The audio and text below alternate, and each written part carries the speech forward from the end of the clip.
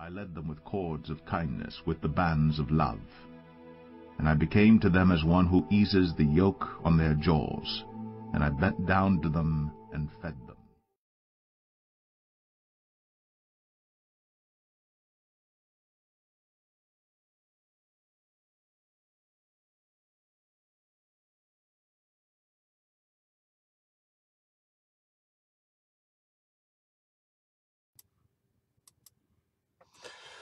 Shalom, shalom, folks. It's Brother Tindall from Something to Chew On. I'm going to make a video and simply ask a few questions.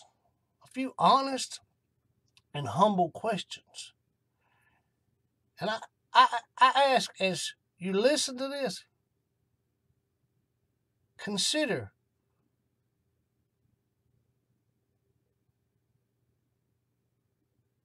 having humility. Let's forget what we've been taught and what we think the scriptures say, and let's simply look at them with a humble and circumcised heart and ask ourselves a few questions. Pray for humility.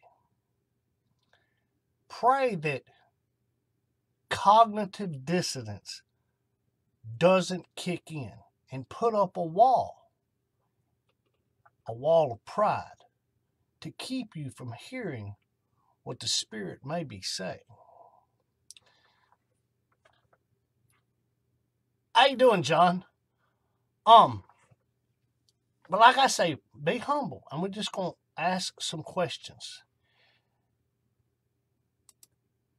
Now, I seen somebody post the other, this is where it all started, and I'll read this, and then we're going to go to the scriptures. But I seen somebody post this the other day, and it caused me to stop and think. But I'll bring this up, and I'll let you see it, and then we'll talk about this.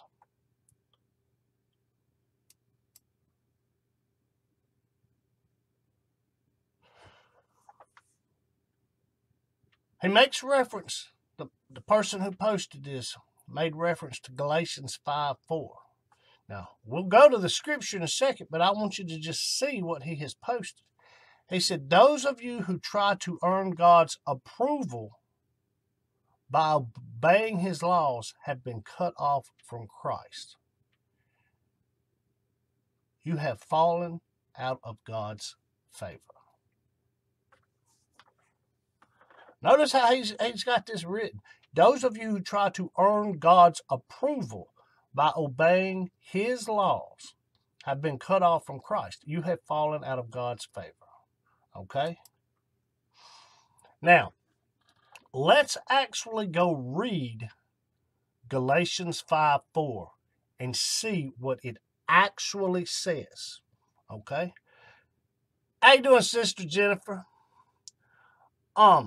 But Galatians 5:4 here, let me pull this up on the screen, and we'll read it for what it actually says. Not what we think it says, not what we've been told it says, and most definitely not what our flesh wants to twist it into saying. That's why I say humble, humility. Read the text. But Galatians 5:4. Okay.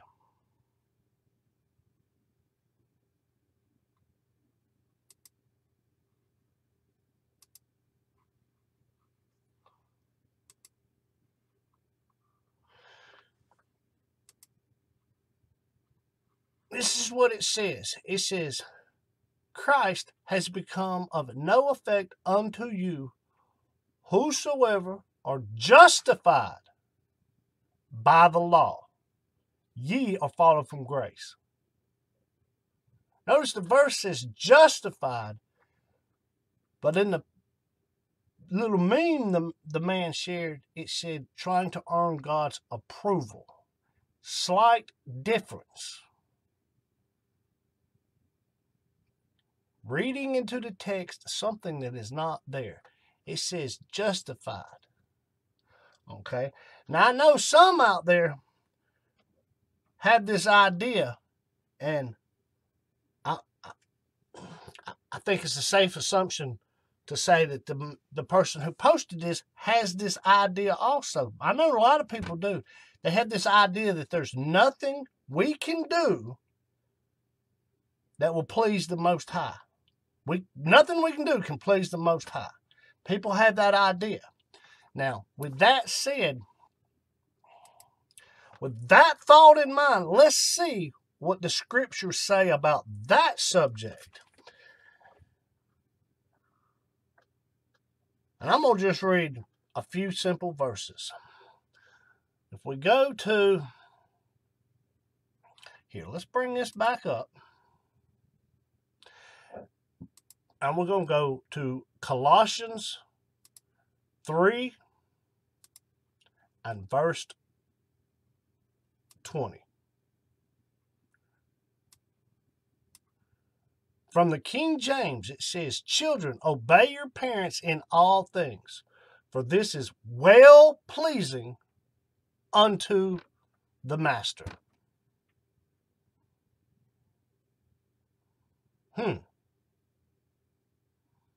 Like I said, there are some people that believe there's nothing we can do to please the Most High. Well, that verse right there seems to contradict that thought. Let's look at another one on this line of thought. We go to 1 Thessalonians chapter 2.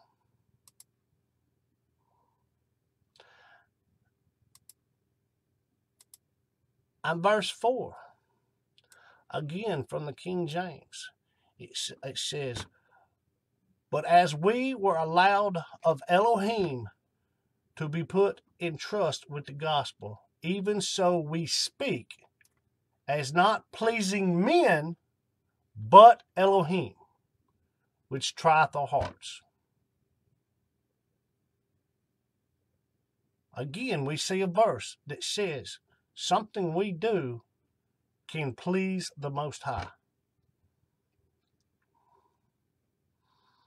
All right.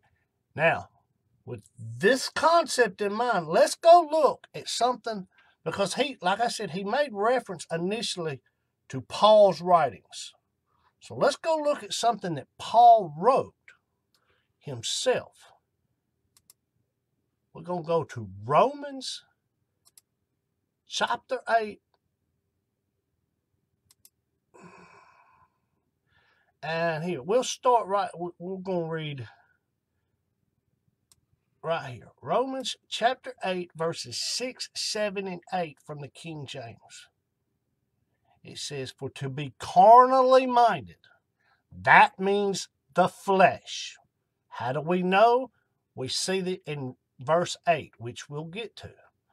But it says, "For to be carnally minded is death, but to be spiritually minded is life and peace."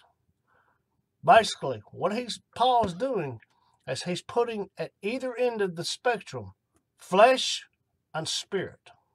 Okay? Walking in your flesh or walking in the spirit. However you want to phrase that. But that's what he's doing. He's putting these two in opposition. Okay? Let's read it again. "For to be carnally minded is death, but to be spiritually minded is life and peace." Verse 7. "Because the carnal mind is enmity against God, for it is not subject to the law of God, neither indeed can it be. So then, they that are in the flesh cannot please God."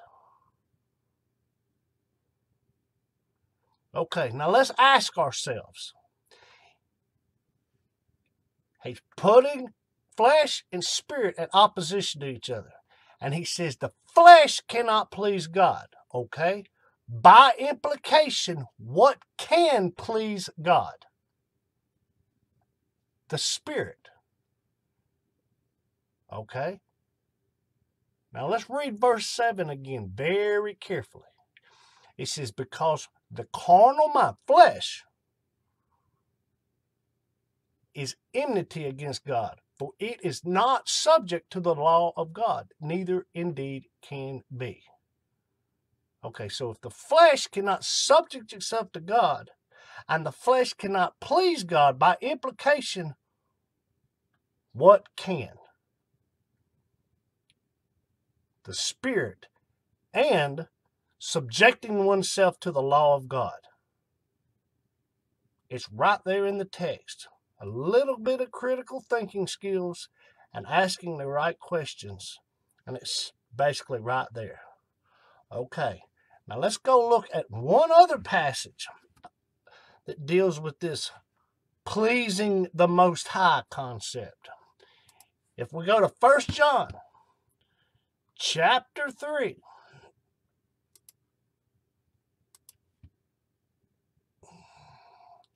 and I believe it's verse 21. Let me make sure.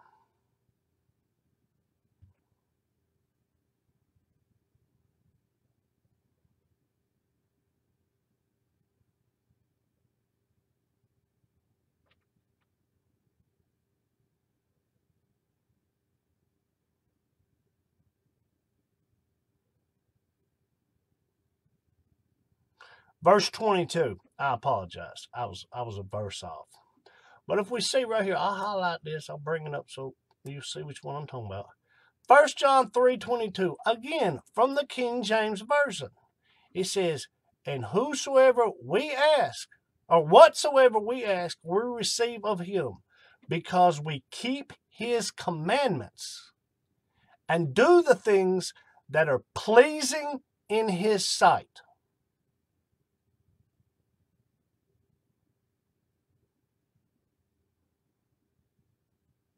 Again, with some critical thinking skills. Notice it says, keep his commandments and do the things that are pleasing in his sight. So basically what it's saying is keeping the commandments and those things that are pleasing in his sight. So keeping his commandments would be pleasing in his sight. So this idea that some of you may have that says there's nothing we can do to please God. There's nothing we can do to please the Most High. I don't know where this thought comes from, but I see people that have this. And clearly, I've shown from the New Testament that that's a false idea. I mean, you can even go back and read many places in the Old Testament. David, for example, he sang a song and it was pleasing. Don't know exactly where that one is, but it's in there. All you have to do is go do a word search and you'll see. Many times, people did things that were pleasing to the Most High. So this idea that people have that there's nothing we can do to please the Most High, Scripture bears out that that is a false idea. Just let that sink in. In humility, let that sink in. Okay? Now let's go back and read again what this brother posted. Like I said, he makes reference to Galatians 5:4. Those of you who try to earn God's approval by obeying his laws have been cut off from Christ. Ye have fallen out of God's favor. Now, like I said, the actual text doesn't talk about approval or pleasing God. But I figured I would throw that little caveat in there because that seems to be the mindset he's coming from when he shares this. But the actual verse in Galatians 5:4 speaks of justification. Now, if you want to phrase that as pleasing God or approval of God, I see how you can get there. But it says justification. Okay, let me pull this one back up here. Let me find it again. Galatians chapter 5. Wait a minute. That's not right. Chapter 5. Okay. Like I said, from the King James. Now let's just read the verse he's making reference to.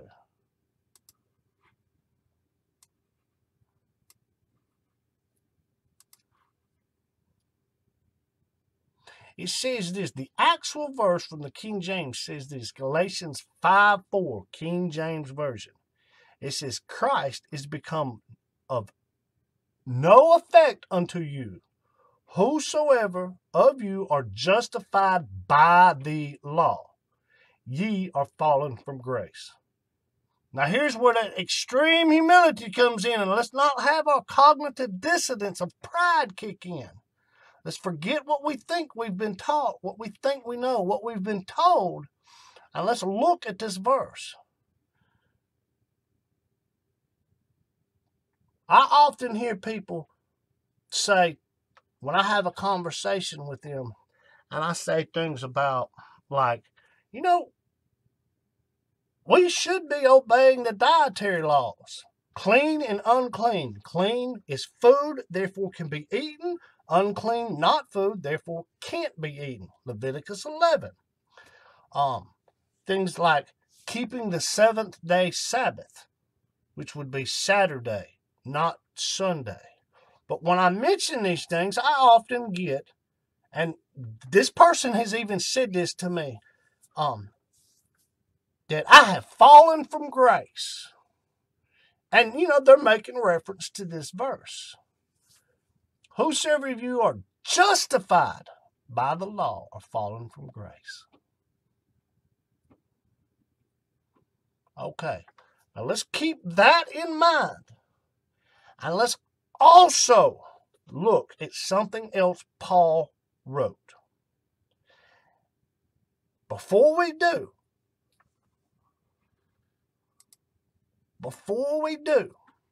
make sure we understand this. Whosoever of you are justified by the law are fallen from grace.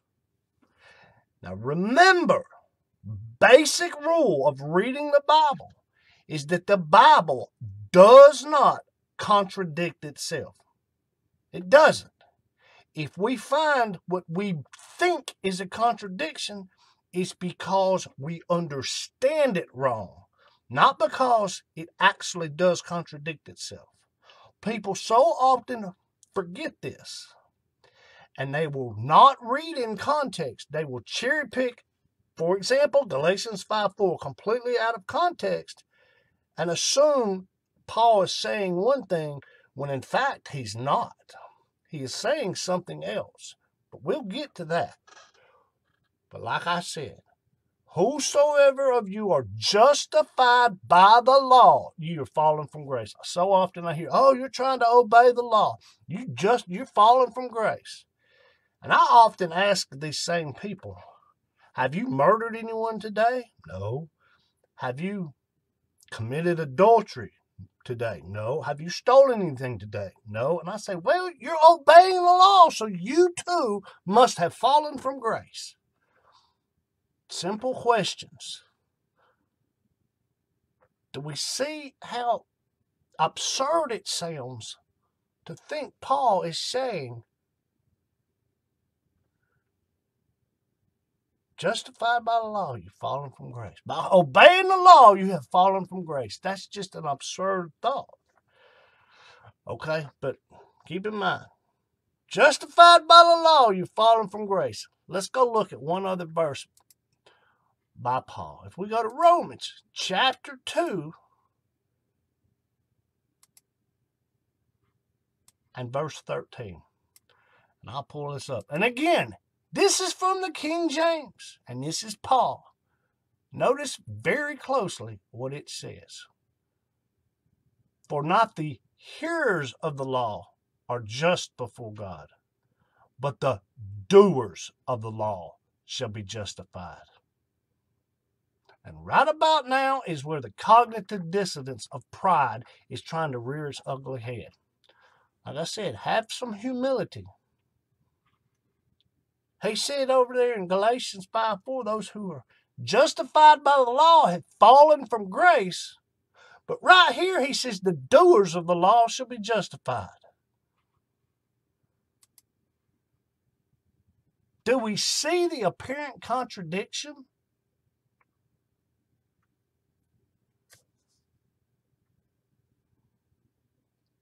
And that's so often, like I see, people will point out, for example, Galatians 5:4, and try to back up this idea that we don't have to obey. But yet, when I turn around and I show them, for example, this verse, which seems to directly contradict what they think the other one says, they don't deal with it. The pride of cognitive dissonance kicks in, and they don't deal with it. I tell people all the time, I said, all these contradictions, I said, go look for the contradictions in Paul's writings. And when you find them, deal with them. See, find out what he's actually talking about. Because your understanding of it is what causes the contradiction. It's not what he's saying. But people don't do that. Now, like I said, humility. Ask a few basic questions. Let's go back to Galatians 5. And let's look at this again. For those who want to find out what he's actually talking about, just listen, and I'll explain this. Galatians 5:1 from the King James says, Stand fast, therefore, in the liberty wherewith Christ hath made us free, and be not entangled again with the yoke of bondage. Now, I know when I first come into the faith and I started reading my Bible, I thought what he meant by yoke of bondage was bondage to sin. That's what I thought.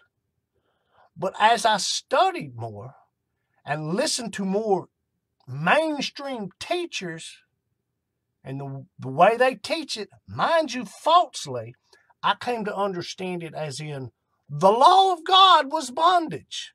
Because it seems as if that's what Paul is saying here. And that is the way most people teach this. Okay?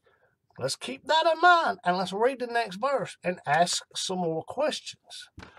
Verse 2. Verse 2. Galatians 5:2, it says, Behold, I, Paul, say unto you, that if ye be circumcised, Christ shall profit you nothing. Now let's ask a simple question. Where does that put me? Because I was circumcised as a child. So according to the way most teach this passage, and the way most understand this passage, is that me, having been circumcised as a child, Christ can profit me nothing. So basically what they're saying is, by their understanding, because I was circumcised, I'm eternally damned, and Christ cannot save me. Simply because I was circumcised. Do we see the absurdity in that thought? Yes, we read it and we've been told circumcision, they don't do Christ profits you nothing because you're trying to obey the law because you're being circumcised. But if you simply ask the question, like I said, me, circumcised as a child, so that means Christ can't do anything for me. Now you got to ask yourself, he can't be talking about the way most people understand this. He can't be saying that circumcision will damn you. That's the logical outplay of the way most people interpret this verse. Taking it to the extreme, that's what their thought leads to. Because you're circumcised, you're damned. That can't be what Paul's saying. So when he says circumcision, being circumcised, Christ will profit you nothing, there's got to be something more to what he's talking about. Let's keep reading. Verse 3, it says, "For I testify again to every man that is circumcised," I'm circumcised, "that he is a debtor to the whole law." So you mean to tell me because I was circumcised as a baby, I got to keep the entire law? See how ridiculous it sounds? Now, the verse in question, Galatians 5:4, "Christ has become no effect unto you, whosoever of you are justified by the law, you're fallen from grace." And we know that because circumcision is actually commanded in the law of the Most High, we assume that because it says justified by the law, and therefore circumcision mentioned earlier is in the law, we assume he's talking about the law of God, the law of the Most High. And you come to the conclusion that we don't have to obey the law. You don't obey the law, because if you obey the law, you fall from grace. Well, that just sounds like lawlessness to me. But like I said, didn't we read in Romans 2:13, it is the doers of the law that shall be justified? And that seems to directly contradict what it says here in Galatians 5. So what's going on? Is Paul double-minded? The term that James would use? A double-minded man? No.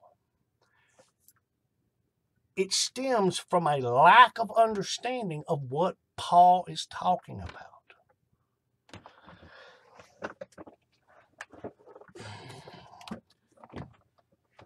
I'll see if I can explain this in a way that will make sense and that people will understand this.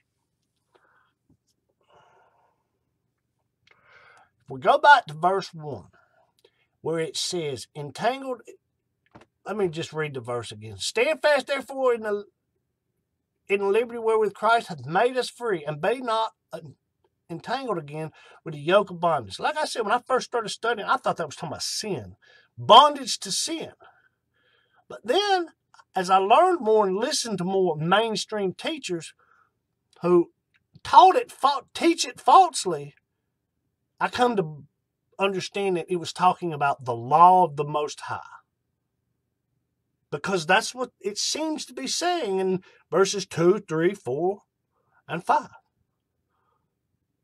Justified by the law of God. Don't obey the law because you fall from grace. But simply with Romans 2:13, doers of the law are justified by God, we know that this can't be talking about that. It's got to be talking about something else. If you be circumcised, Christ your prophet, you know that. Christ can't do me anything because I've been circumcised. It can't be talking about that. It's got to be talking about something else. Now the question is, what? What is he trying to say here?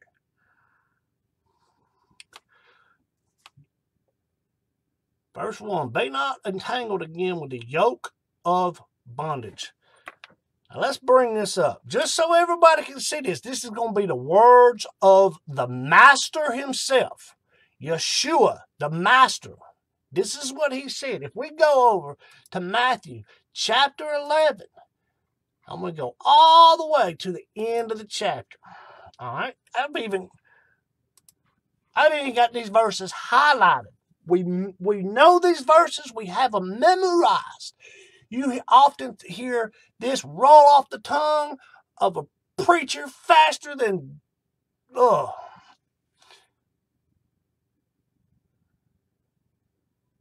But let's read it. Start at verse 28 from the King James. Matthew 11, verse 28 from the King James says, "Come unto me, all ye that labor and heavy laden." Ask yourself, heavy laden with what? All right? "And I will give you rest. Take my yoke upon you and learn from me. For I am meek and lowly in heart, and ye shall find rest for your souls. verse 30. For my yoke is easy and my burden is light. Let me read that one more time so you hear. My yoke is easy and my burden is light. Okay, now let's ask a few questions about the text. It's always about asking questions. First off, let's make a statement. The master said his yoke is easy and his burden is light. So what does that tell us? There is a yoke and there is a burden. That's what it says from the master's mouth. Not one of his disciples, not Paul. The master said there's a yoke and there's a burden. But, there's a big old but right there. But, he said his burden is light. Okay? Now, light is a relative term, meaning light compared to what? My burden is light. Okay, if it's light, what are you comparing it to, Yeshua? He's obviously saying his burden is light compared to something. What?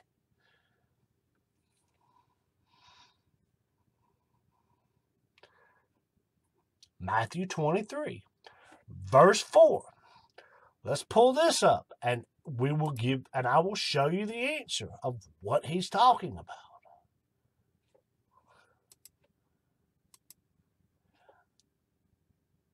And he's talking to the Pharisees.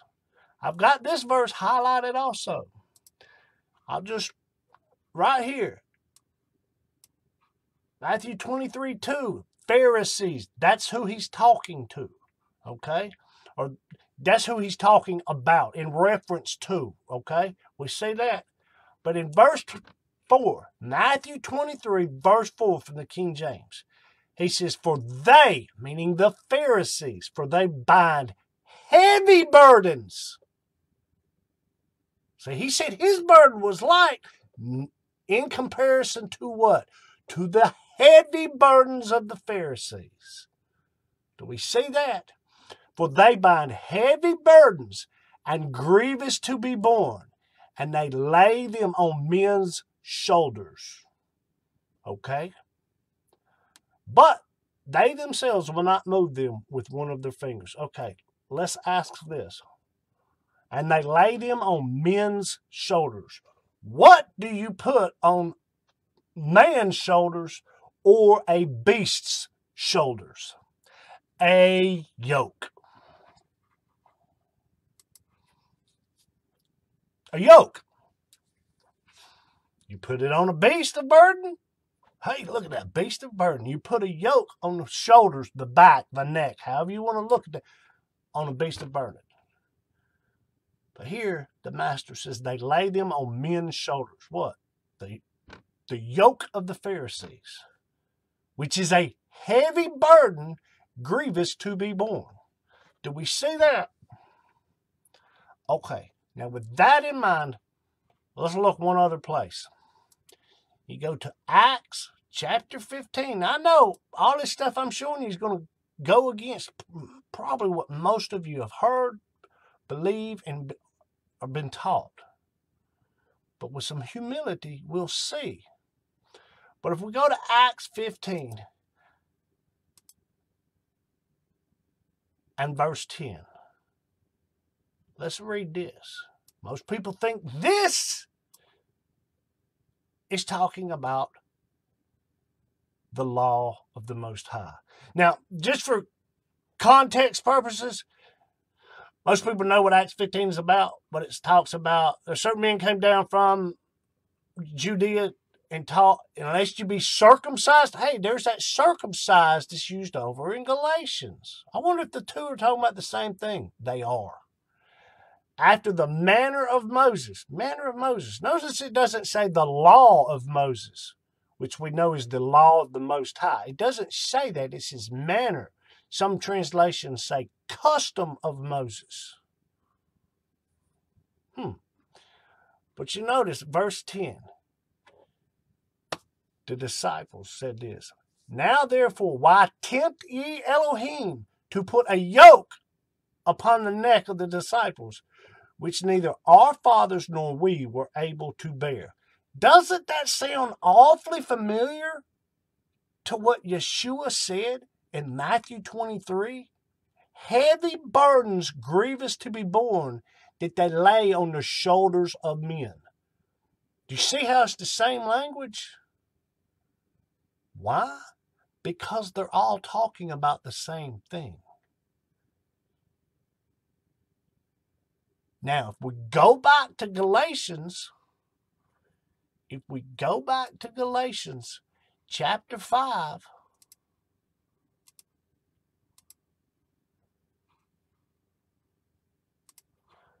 we see this. Galatians 5:1. Stand fast, therefore, in the liberty wherewith Christ hath made us free, and be not entangled again with the yoke of bondage.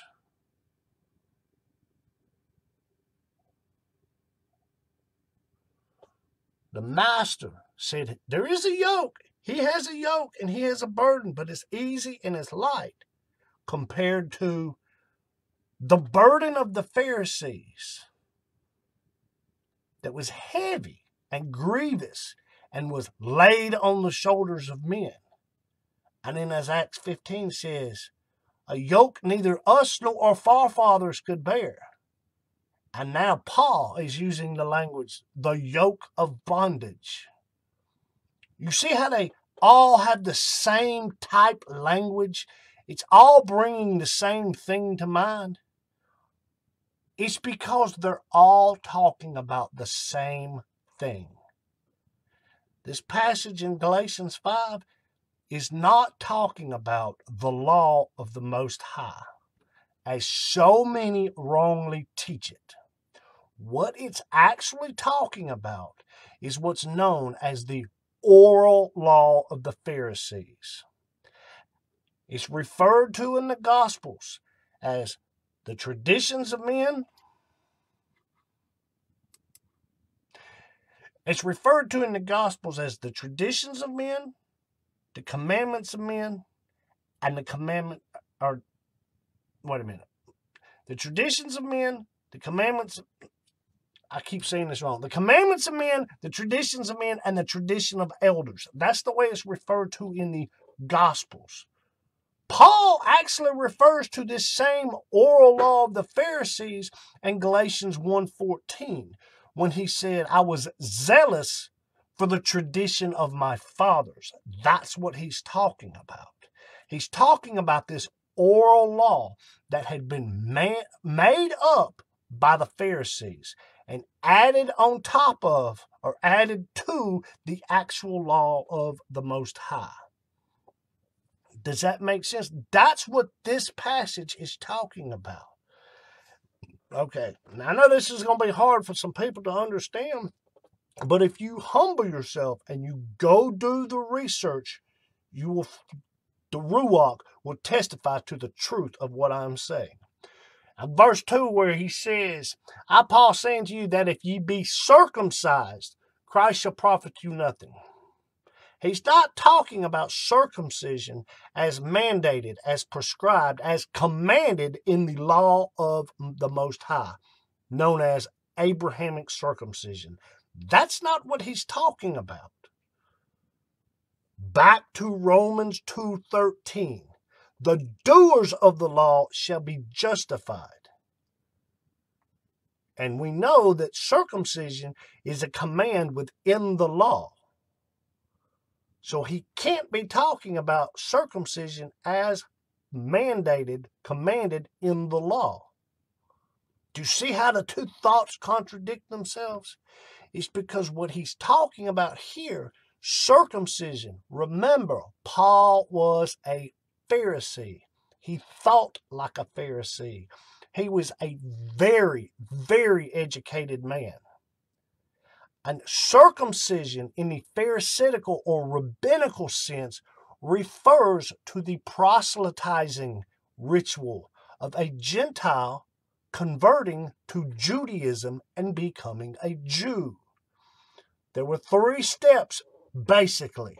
One, that Gentile had to perform a sacrifice in the temple and be witnessed by two elders, 2 witnesses.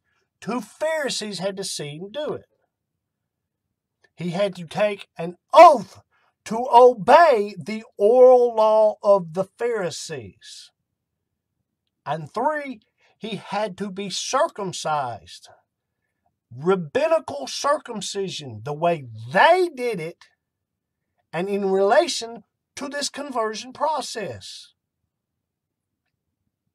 And many times throughout all of Paul's writings, when he uses the term circumcision or to be circumcised, or whatever tense it's in, often that's what he's talking about, is this conversion process, this proselytizing ritual of a Gentile becoming a Jew.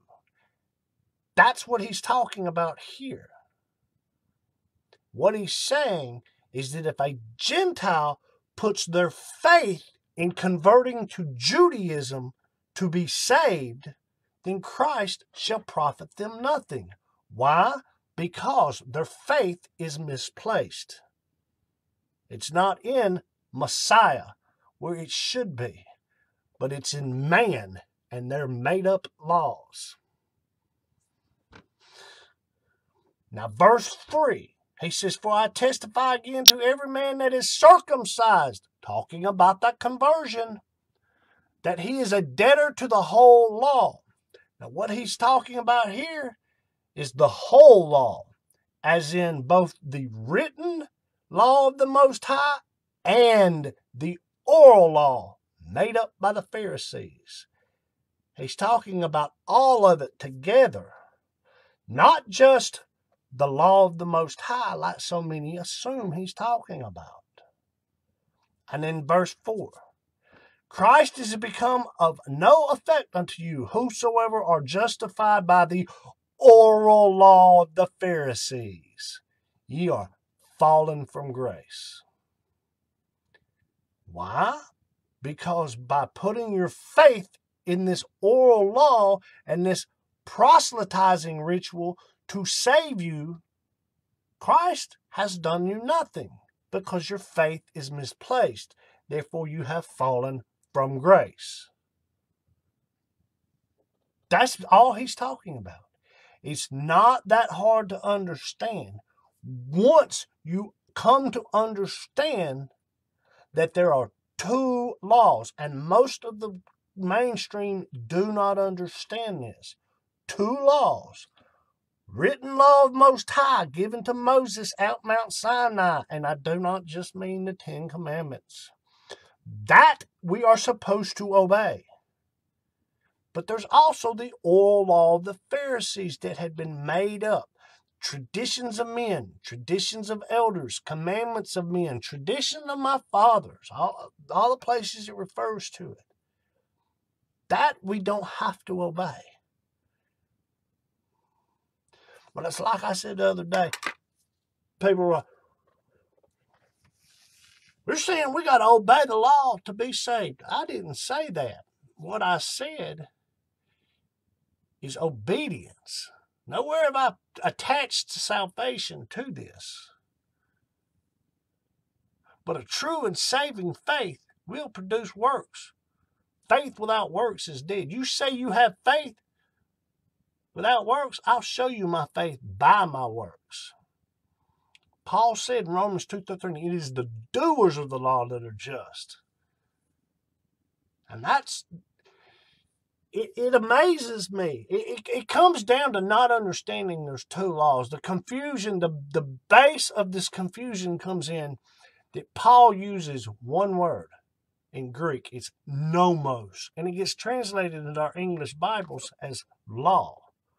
But sometimes he's talking about written law that we're supposed to obey. And sometimes he's talking about oral law that we do not have to obey. You come across these verses where he says law. Some places he speaks against it. 99% of the time, he's talking about that oral law. But then you see other places where he's speaking positively. Galatians 2:13, the doers of the law are justified. That's a positive statement. Romans 9:31. Does this faith nullify the law? God forbid. No, we uphold the law. He's talking about the written law. Two separate laws. When you understand that, you plug it in, it starts to make sense. But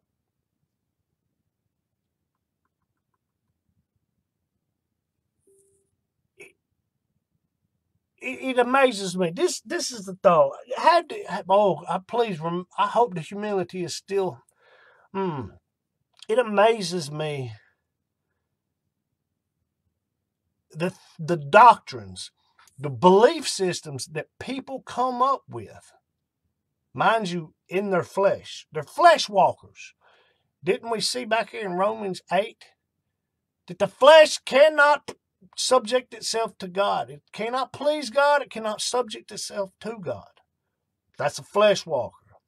It amazes me the belief systems and the doctrines the flesh walkers come up with to negate, do away with, or void any obligation to obedience to the law of God. When the text clearly teaches that we should obey it, it amazes me. In the past week and a half, 2 weeks, I've read so much stuff. People post on Facebook, people's comments on Facebooks, and just getting an idea of where their doctrinal belief, what they believe.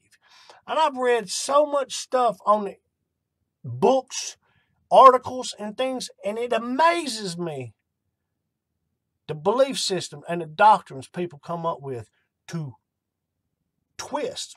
Basically, they twist the scriptures and come up with these doctrines that basically do away with the law. However they twist, we don't have to do that. We only got to do the 10.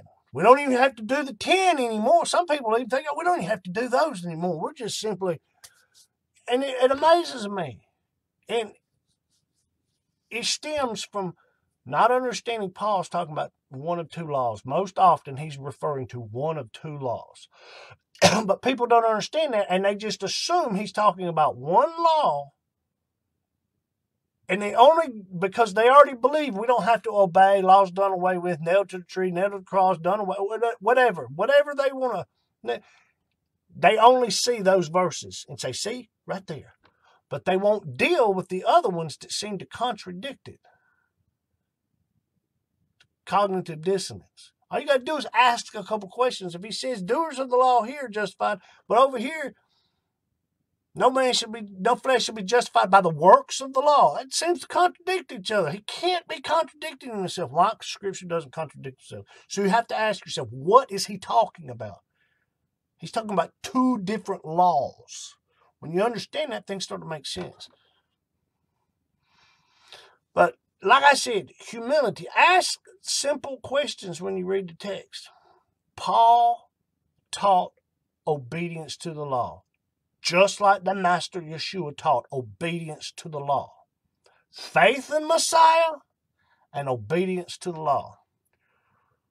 Romans chapter 1, verse 5, he says, obedience to the faith. Think about what that means. How do you obey faith? And he ends Romans chapter 16, the second to the last verse. I forget what verse it is. I think it's verse 28, 29, something like that. It's the second to last verse. He again uses the same phrase, obedience to faith. Bookends. He's talking about obedience. Bookends of the whole book of Romans. But because our flesh, like I said, Romans 8, our flesh is against God and cannot subject itself to the law of God, our flesh will do any and everything it can to rationalize and justify its not obeying the law of God. It will come up with some of the craziest doctrines that twist the scriptures any and every way it can to give the person a false sense of security and say, I don't have to obey that. But consider these things. Consider these things in humility, in true humility, with a circumcised heart. We are supposed to obey. And I don't just mean the 10 Commandments. Everything. If it's applicable to you as a man, as a woman, as a child, and it's possible to obey. Now, I know there are some things that can't be done. No temple. You see what I'm saying? But there are things in there that can still be done and should still be done. Obey is not a 4-letter word. But with that said, I pray that somebody out there has received something from this. That the Ruach would prick their heart and convict them and lead them back unto the narrow path. He said, you will hear a voice behind you saying, this is the way, walk ye in it. It says over and over in Deuteronomy, turn not to the right nor to the left, but keep your eyes straight ahead. Jeremiah says, stand at the crossroads and ask for the ancient way, the old path, and walk in it. What is that old path that we're not supposed to stray from, that we're not supposed to turn to the right or the left off of? That old path is walking in the way of Torah. Hence, the Master said, I am the way. He was the example of how to walk it out. The law, Torah, law. But with that, I'll say shalom, shalom, folks. And like I tell everybody, don't just read this thing, but study it.